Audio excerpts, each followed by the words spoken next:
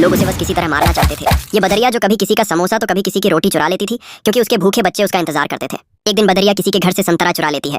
तभी ये आदमी बदरिया को पकड़कर उबलते हुए तेल में डाल देता है। बदरिया बेचारी तड़पते हुए भागती है। इधर बदरिया का पति किसी की परवाह नहीं करता था। बदरिया जो चुरा कर लाती वो खा लेता और बस दिन भर सिगरेट पीता रहता था। लेकिन आज बदरिया कुछ चुरा नहीं पाई तो बदरिया का पति उसको बुरी तरह मारता है और फिर खौलता हुआ गर्म पानी डाल देता है। बदरिया बेचारी बिलबिला जाती है। इधर बच्चे ये सब देखकर बहुत रो रहे थे तो बदरिया बच्चों को अपनी छाती से लगाकर सुला देती है और फिर वह रात भर रोती है क्योंकि उसके बच्चे आज भूखे सो गए।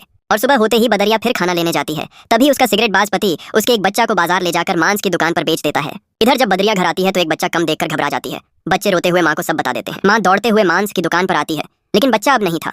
माँ फूट फूट कर रोती है और अपने बाकी बच्चों को लेकर जंगल चली जाती है और फिर एक नदी के किनारे घर बनाती है। बच्चे भूख से बिलबिला रहे थे तो माँ खाना लेने चली जाती है। तभी एक जंगली शेर बच्चों पर हमला करके बच्चों को मार देता है। जब माँ वापस आती है तो मरे हुए बच्चों को देखकर चीख चीख कर रोती है और फिर बच्चों की याद में नदी में कूदकर अपने प्राण दे देती है। लेकिन आपने फिर भी इस माँ के लिए लाइक और सब्सक्राइब नहीं किया।